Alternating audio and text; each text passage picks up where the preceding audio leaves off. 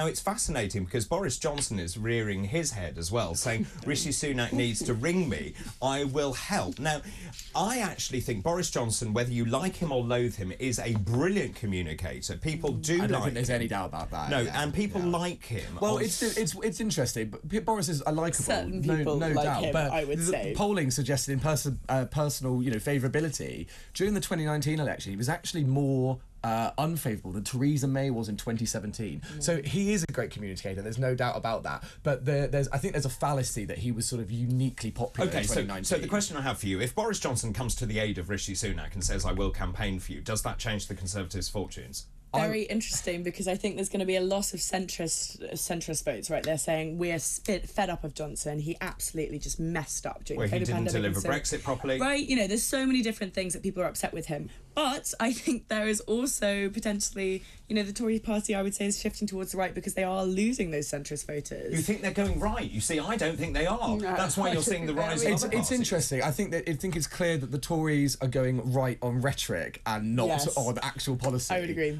Apart from the protest bill that they brought in, which you could argue is maybe not even right wing, it's just authoritarianism, which gets embodied by right and left. They haven't actually implemented very many right wing policies, if at all. Really. But if we're thinking I would say, Boris, that when the machine is flatlining, even the defibrillator won't work. Well, I mean, when you look at the YouGov polling, this is the latest, which has just come out. The Conservatives have gone down again. They're on 21%, Labour on 46%.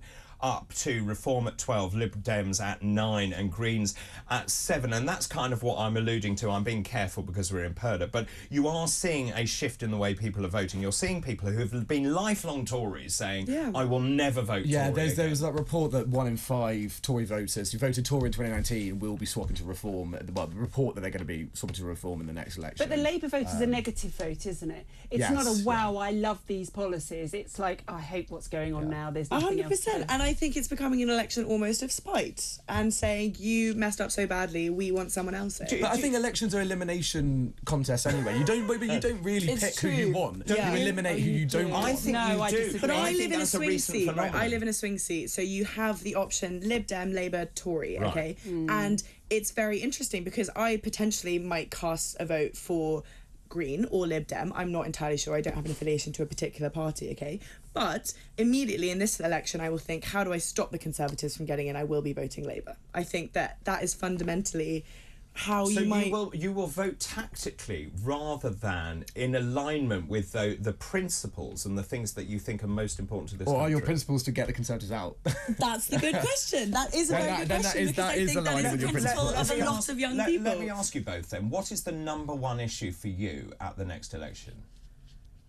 Oh, I can go, but it's a bit left field. It's AI policy. I think this is really, really, really important. Out of everything you pick, AI policy. Yeah, it's incredibly important that we get this right over the next 5 to 10 years. And there's a good chance that if Labour get in with the popularity the gap in the polls that they have, that they're going to be in power for a long time.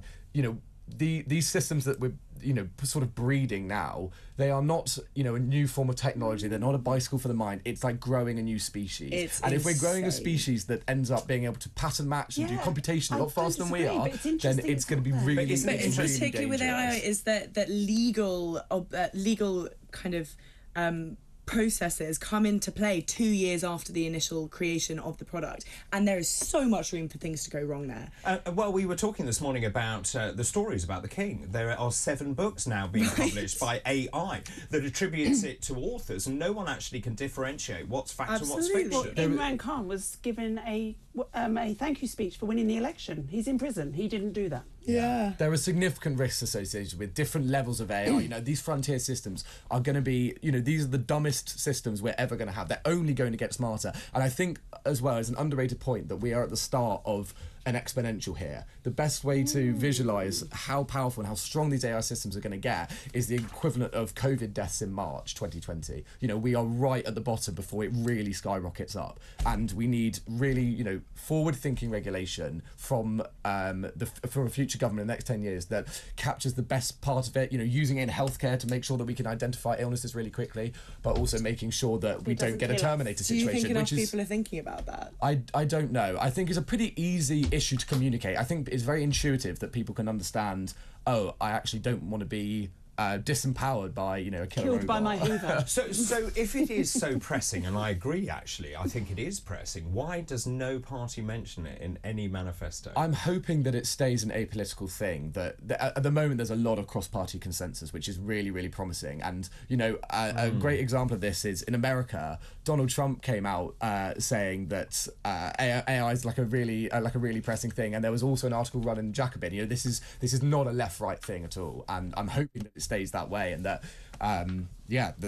we can get it solved basically. The AI Safety Institute in the UK that Rishi Sunak helped set up was an incredibly forward-thinking, solution-focused, And so I haven't asked you yet. When you come to vote, how will you vote? Will it be about the tactical voting? Will it be the least worst option? Or will it be a positive vote for positive policies? Well, I live in Hackney in North London, so I am... Is it North London? East London, isn't it? I live in the north bit of Hackney, Right, so okay. I'm core metropolitan... Definitely is. core As metropolitan a geographer, I elite. can confirm. Aren't you from Hackney? Or I'm from thereabouts? East London. Yeah. Newham. Newham. Similar. Yeah, Right. so it's probably one of the safest Labour seats in the entire country, so my vote will not make a difference. But And how does that Doesn't make you matter, feel? you still have to vote. Yeah. how does that make me feel? Yeah. Pretty ambivalent. I think the Hackney Council and they're really good for the area. So I've got no complaints really. Okay, so you'll vote on local issues rather than national issues. Likely, yeah, because I have a lot of investment in the local area, and I really like where I live.